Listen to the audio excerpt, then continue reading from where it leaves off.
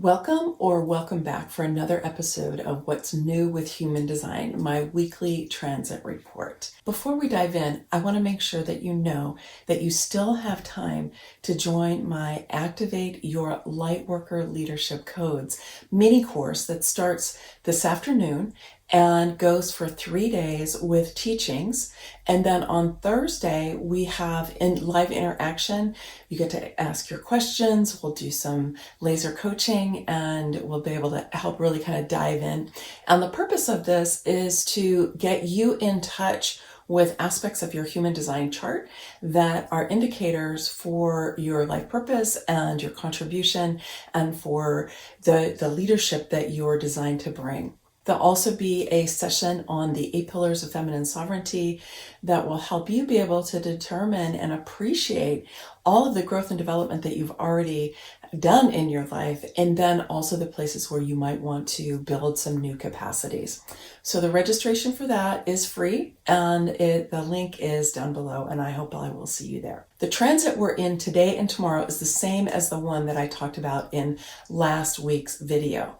This is where the channel 4323 is lit up by the sun and the earth. And so if you want to find out more about that, go and watch the video that I did last week. Then this week on Wednesday, November 17th, the sun will move into the gate 14 and the earth will move into the gate 8. This is an exciting transit. We are still in the knowing circuit right now, and for today and tomorrow, we've got the ajna connected to the throat in the knowing circuit. Then starting on Wednesday, we've got the 14, which is on the sacral center here. So the sacral is the most powerful engine in the chart. If you've got it colored in red, that means you're either a generator or a manifesting generator.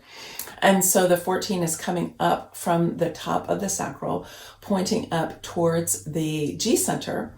And then the 8, which is on the throat, is actually the very end of the knowing circuit, coming up through that central channel and expressing through the throat. So it's on the throat center, which is the activation center. It's the center for self-expression and for manifestation and for activation. Let's first dive into the gate 14. So the 14 is coming off the sacral, and as I said, it's in the knowing circuit. And we've been talking about the knowing circuit a lot.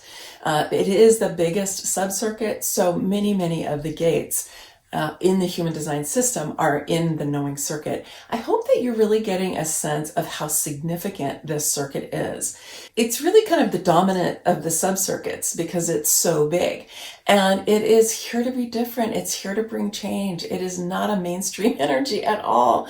It's plugged directly into superconsciousness. It's highly intuitive, and it really helps us get in touch with the flow of life and the guidance that can come to us from the creative intelligence of the universe that helps us to step outside of the rather myopic and single-focused way of perceiving reality that we've all been acculturated into with logic and the logic circuit. And it's penetrating, but it doesn't take account of the whole. That's much more right brain. And the knowing circuit is more related to that certainly than it is to the logic circuit. I really encourage you to get to know the knowing circuit. Chances are you have some of it defined in your chart. And even if you don't, as you learn more about this circuit, you can tap into the jewels really that it has to bring us. So let's talk about those in the gate 14. The gate 14 in traditional human design is known as power skills, and in quantum human design is known as creation. This can be a very lucky energy, and it is related to working for money. But because it's lucky, and when you're really connected to the more awakened side of it, that money really isn't the point. You will make money, and making money will be relatively easy for you, so much so that you're much more interested in why are you making money? Like, what is that about? This is definitely not a, just work to get by kind of an energy. And if you have this defined in your chart and you do have that relationship with money, It's not something that you need to have at all. In fact, your birthright is to have this deep sense of being resourced, of being supported, that you will always have the opportunities coming to you that you want and you desire for the work that you do in the world. And so I encourage you to tap into that. I was in relationship with someone who had the lower, really the disempowered aspect of this energy of just feeling like, oh my God, no matter how much I work, I can't make enough money. That's a very disempowered relationship to money to begin with, but it's definitely the lowest expression of the gate 14. Now you can change that, especially during this transit, if you have that in your relationship to money and if you have the 14 defined in your chart. But if you don't have it defined in your chart, I don't have it defined in my chart, but I'm looking forward to this transit because I do have the 2, which is the mate of the 14, which will actually help to stimulate my own relationship with money. And rather than just allowing, it'll also help me tap into this kind of state of deep opportunity and resource that the 14 can bring, that can bring great wealth to someone who has that complete channel, or if you finish that channel with someone else. So the reason that it's been renamed as creation in quantum human design is that the focus here isn't so much about making money. It's more that making money is a byproduct, if you will, of your creation, of what you're creating.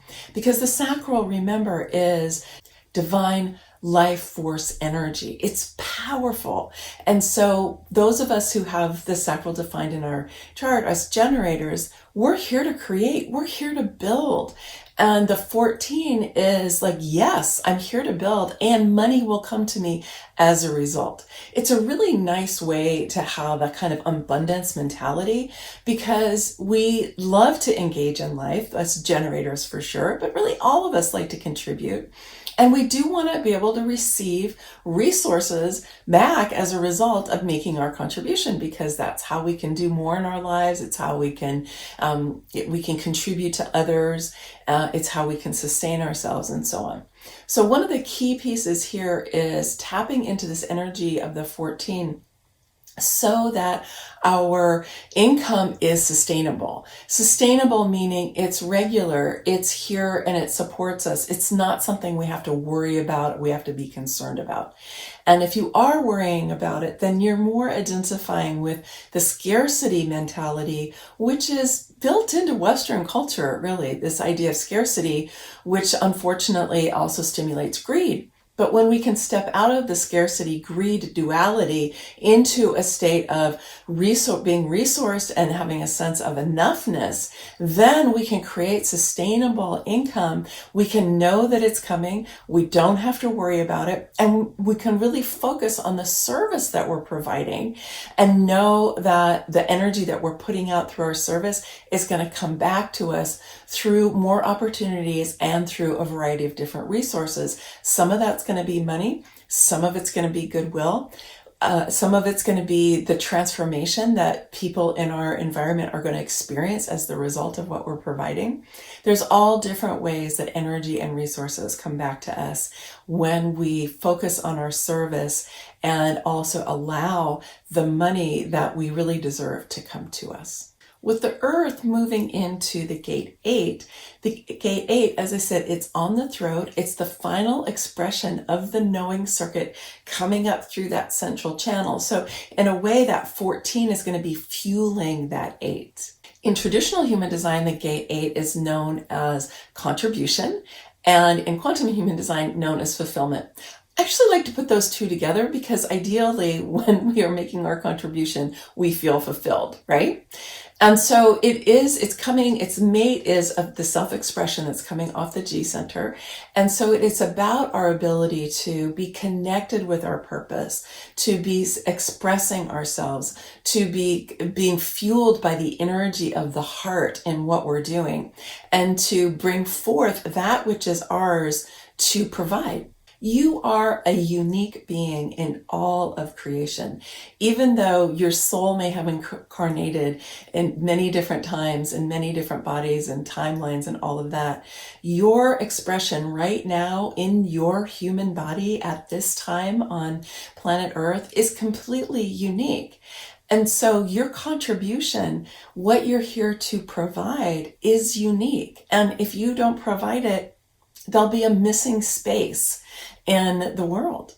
If you think about the character of the knowing circuit, which is here to be different, it's here to bring change, it is individual circuitry, it's mutative, and it's plugged into the creative consciousness of the universe, as I said a few minutes ago. Because of that, your own specific filter, because we all have filters, right? Everybody has filters. Your specific filter is going to be receiving specific messages from that creative consciousness that going through your whole system, going through your life experience and the gifts and talents that you brought in with you, whatever is going on in your human design chart, however you've decided to build your capacities in this lifetime, right? Whatever guidance is coming to you through that knowing circuit is going to be filtered through all of those different aspects of who you are to be expressed, right, in your contribution through the gate 8. And so even though ideas do circulate, I do believe that ideas circulate until they find somebody who picks them up to express them in the world. Even so, they're going to be expressed differently by different people because every single one of us has a different filter. I like to call it the flavor of you, right? There's a way that only you will provide the expression, the way, the articulation, the perception, right? The way that you see things, the way that you feel things, the way that you know things, right? Is very specific to you. It's different than everybody else. I think that, unfortunately, our culture teaches us largely to conform. It teaches us to fit in. And so what happens a lot of times with our self-expression and our conformity is that we mimic other people. We mimic other things. And some of that is fine because that's just how we learn, right? I mean, we learn how to walk by looking at older kids walking. And so mimicking is okay while you're learning something, but ultimately there's something that is unique about you. And as you grow through your life and you accumulate more life experience, that'll be more and more clear to you because you're building a sense of who you are. And you'll start to let go of more of the conformity, the ways that you've tried to force yourself to be something that you're not based on what your parents told you or what your school told you or just what you picked up from the collective unconscious. And you become more and more of your own person in some ways. I mean, I think really little kids are more of their own person, and then we kind of lose it as we come into adolescence and early adulthood, and then we find a way to start stripping that away, and we start to become more of who we are again, and we start to build and create who we are. And so this energy of the 8 is really the opportunity for making that contribution in a way that fulfills you and also that fulfills your intention and your desire for what you want to see happening in the world today. We all know that our world is really challenged with a variety of different elements, on different planes of our society, whether that's climate change or systemic racism or misogyny. There's so many things, right? Theater of politics. And so for you to be tuning into what are the places in life, your life and the life of the people around you that you want to contribute to evolving in the direction that matters to you, because you have the ability to do that. That is part of what taking leadership in your life is committing to your own values and what matters most to you, and choosing to step out of conformity and being willing to express yourself and to activate and to make changes towards this new world that so many of us are longing for.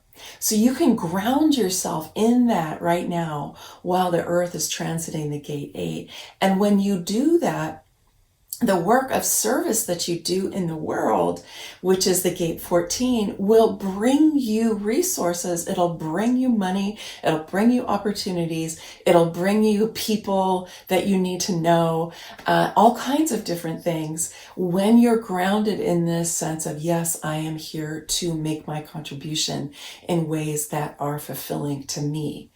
And then you can unleash yourself to receive that luck that's available through the gate 14. The next transit starts on next Monday, and you'll hear about that in my next transit report.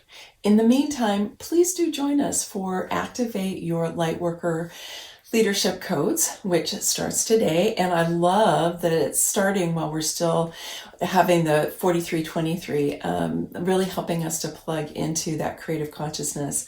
And then it's going to switch so that we get this beautiful 14 and 8 transit that will be helping us to step into our own divine contribution so that it can support us to be receiving the resources that we need and we desire as we provide our service in the world.